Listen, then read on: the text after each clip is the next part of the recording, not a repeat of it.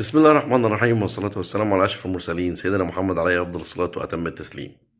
أعزائي وأحبابي المشتركين في قناة المستر سبورتس، أسعد الله أوقاتكم بكل خير. حصل معايا موقف امبارح، بصراحة الموقف لغاية دلوقتي أنا عمال بوجد له تفسير، ولكن مش لاقي له تفسير خالص. الموقف باختصار شديد جدا يا جماعة، إن أنا كنت امبارح في فاقوس بلدي، كنت يعني إيه بقضي شوية مصالح كده. فأنا الفلوس اللي معايا خلصت بصراحة. المهم انا خلصت الحاجات اللي ورايا واشتريت الكام حاجة، ويعني ما معيش فلوس يعني، واقف كده ومنتظر حاجة معينة او حد كده. فلقيت في واحد راجل محترم كده، شحات. طبعا هم بقوا يعني بقوا ماليين الدنيا بشكل يعني فظيع بصراحة. فلقيته دخل عليا: حاجة يا بيه؟ لا يا باشا، ربنا يبارك لك ويبارك لك في ولادك و... وربنا يكرمك، وانت راجل محترم، وانت راجل. طيب، اللي هي المقدمة الطويلة اللي هي اللي بتبقى مفرودة ديت اللي بيفردوها. فأنا بصراحة محرج، يعني أنا كنت محرج جدا من الراجل، لأن الراجل اتكلم معايا بذوق واداني شوية دعاوي. يعني أنا لو في جيبي لو معايا إيه هديهوله من غير ما أتكلم، يعني من ذوق الراجل ومن طريقة الطلب بتاعته ومن طريقة كلامه.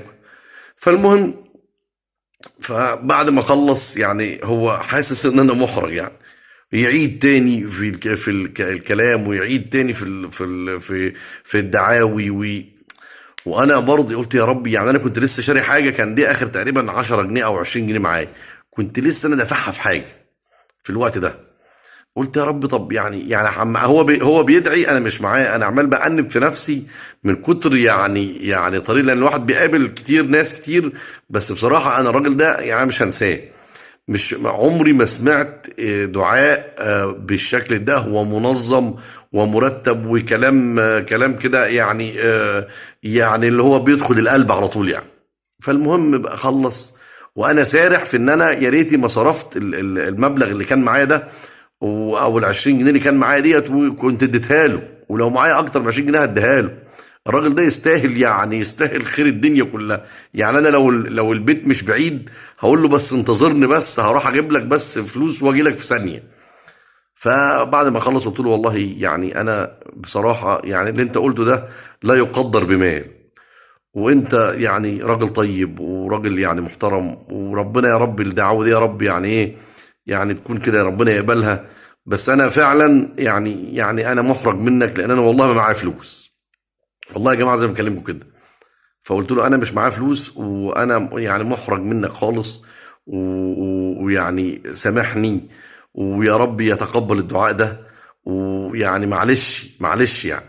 المهم انا ما كملتش الكلام. فجأة كده لقيت الراجل راح جاي هو كان لابس جلابية، لقيته راح جاي عامل فيه زي حاجة كده لاففها على رقبته كده، حبل كده، راح لافف الحبل تلقائي كده والله، وراح مطلع بالحبل ده، مطلعه من جوه الجلابيه كده. فراح مطلع كيس، طلع كيس بالحبل ده ملفوف على رقبته ومربوط، وفيه في اخره كيس من تحت كده. فطلع الكيس، لقيت كيس كبير كده طلعه، وراح جاي مطلع كيس فتحه. انا معرفش الكيس فيه ايه. فجأة لقيت الكيس ده فيه فلوس. لا والله لقيت الراجل راح مطلع 20 جنيه تقريبا، اه 20 30 جنيه، هم خمسات كده وراح بقى ماسكهم في ايد، وراح جاي رابط الكيس تاني، وراح جاي مرجعه زي ما كان قبل كده، او راسه الف جزمه قديمه ان انا اخد الفلوس دي. يا عم اخد ايه يا عم؟ والله يا استاذ، والله بص، بص انت ده دين في رقبتي يا استاذ. الراجل ده كان عند محطه القطر كده، يعني لو حد عايز يقف هناك ولا كده يعني، محطه القطر بتاعت فاقوس. لازم بص، انت يعني انا زي اخوك، انا فعلا مستغرب الموقف من ساعتها. انا مش فاهم له تفسير. انا زي اخوك، ومش هتمشي لما تاخد الفلوس دي. خد الفلوس ديت، لو يمكن عايز تجيب حاجه. انا والله العظيم انت راجل محترم. قلت له يا عم مين اللي محترم يا عم؟ هو منين بيودع على فين يا عم؟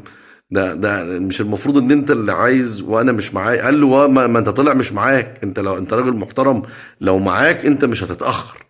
فانت مش معاك، فانت والله لا تاخد الفلوس. يا عم يهديك يرضيك وعمل، والناس كانت هتلم علينا يا عم. خلاص يا عم، والله انا ما عايز، انا بس ده انا يعني ده انا محرج منك. المهم الراجل صمم تصميم رهيب. في الاخر بصراحه يعني بيني وبينكم يعني ايه، انا خدت منه الفلوس يعني. قلت له طب يعني اشوفك فين طيب عشان ابقى ارجعهم. قال لي يا عم ترجع مين؟ ترجع مين؟ الناس لبعضيها يا اخي، الناس لبعضيها واحنا اخوات وكلنا بنحط في المواقف دي يا اخي.